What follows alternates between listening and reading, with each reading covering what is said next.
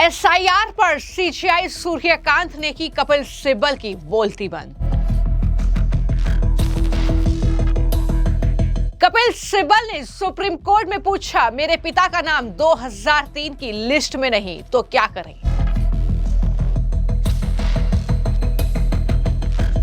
CGI का जवाब, 2003 की लिस्ट में नाम नहीं तो आपने अवसर खो दिया। सुप्रीम कोर्ट ने कपिल सिब्बल को दिया मुंहतोड़ जवाब, कहा वोटर लिस्ट की शुद्धता सुनिश्चित करना इलेक्शन कमीशन का मूल दायित्व। देश के कई राज्यों में वोटर लिस्ट को शुद्ध करने की जो एसआईआर की प्रक्रिया चल रही है, इसको लेकर ममता बनर्जी की पार्टी से लेकर कांग्रेस पार्टी और उनकी पैरवी कर रहे वकील कपिल सिब्बल तक तिलमिलाए हुए हैं।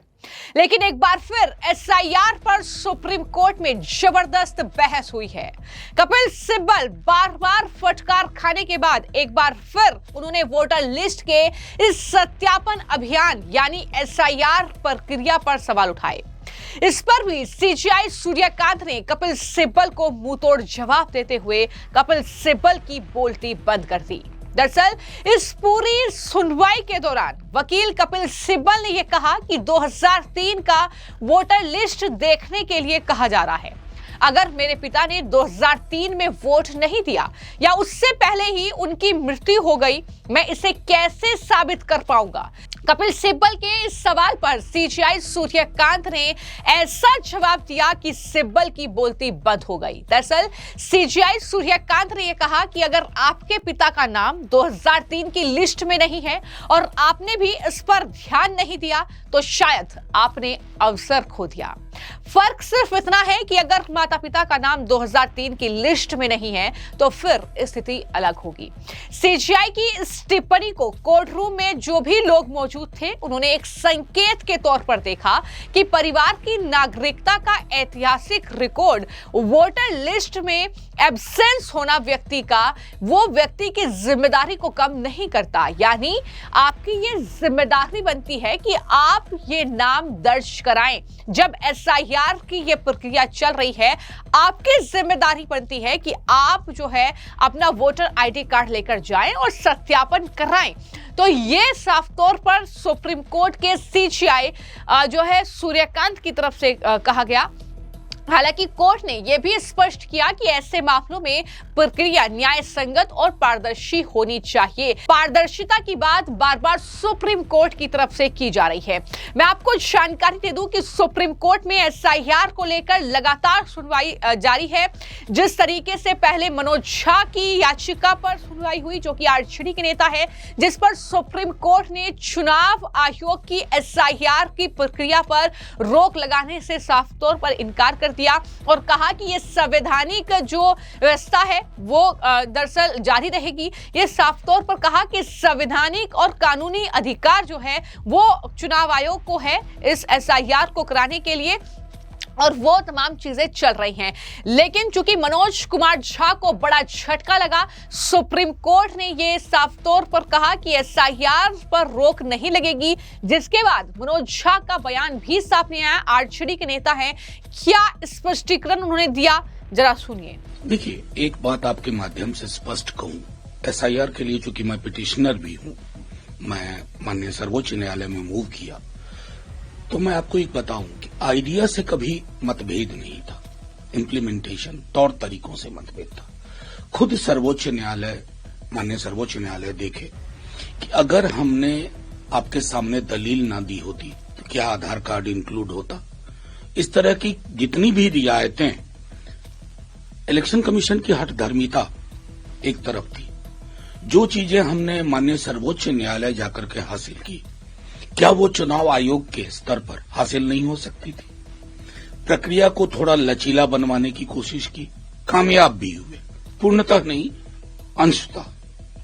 मेरा सिर्फ ये कहना है, एसआईआर पहले भी हुआ, क्या ये इतनी बड़ी खबर बना करती थी? कभी नहीं।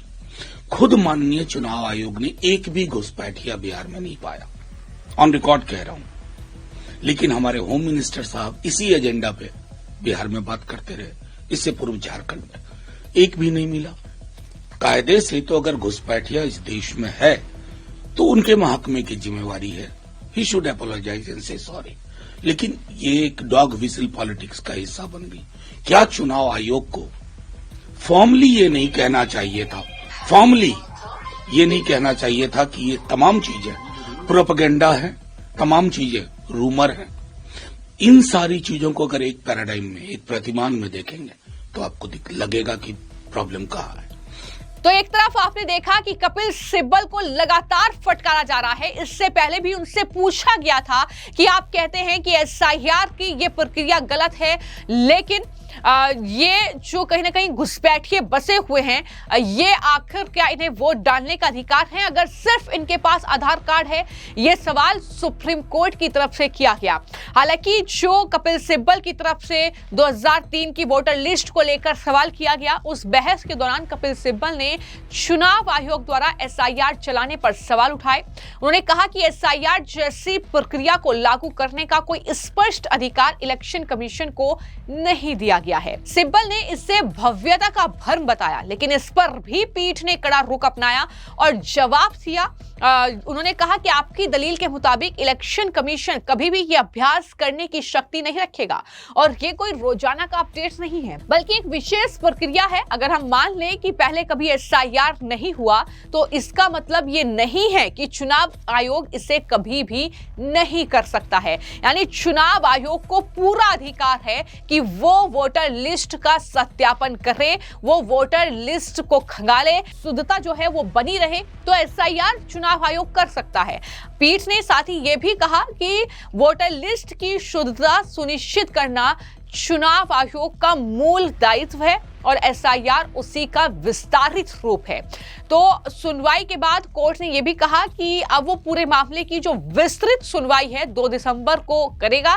इससे पहले भी दरअसल सुनवाई हुई थी इसी मुद्दे पर। कुछ महत्वपूर्ण टिप्पणियां सुप्रीम कोर्ट की तरफ से की गई थी। विपक्ष को तगड़ा झटका बार बार जो है एसआईआर के मुद्दे पर सुप्रीम कोर्ट से लग रहा है, क्योंकि बिहार का मामला जहां एसआईआर पर रोक लगाने से इनकार कर दिया और उसके बाद जब आरजेडी के नेता मनोज झा की याचिका पर सुनवाई की तब भी वही बात दोहराई, और अब जब कई राज्यों से याचिकाएं सुप्रीम कोर्ट में दायर की गई हैं कि एसआईआर पर रोक लगे, लेकिन सीजेआई की अध्यक्षता वाली बेंच ने यह साफ कहा कि यह तर्क कि एसआईआर देश में पहले कभी नहीं हुआ, इसकी वैधता की जांच का आधार नहीं हो सकता। बेंच ने कहा कि चुनाव आयोग के पास फॉर्म 6 में दिए गए विवरण की शुद्धता जांचने का जो है अंतर्निहित अधिकार है।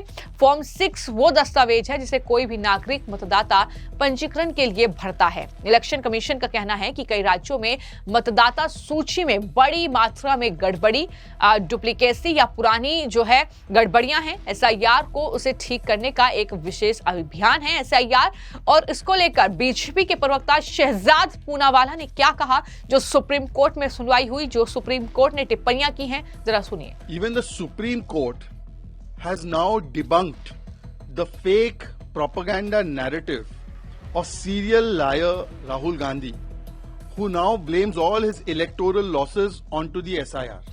The Supreme Court has said that how can the Election Commission of India be faulted? They have also said that a lot of apprehension was created in Bihar about mass deletions, but nothing was provided in terms of proof, no appeals were filed. And we have seen that 85,000 BLAs of Congress and RJD, not a single appeal was filed. In fact, elections are over now in Bihar. The counting has happened on 14th November. And from then to now, what files, what complaints or what petitions have been filed by the Congress party? Zero. So one thing is very clear. SIR बहाना है, अपने आप को हार से बचाना है, इसीलिए इलेक्शन कमीशन पर निशाना है। The same Congress party wants SIR in Maharashtra, but it opposes SIR in Bihar and Bengal. The same Congress party did SIR before 2014, but today it says SIR नहीं करनी चाहिए.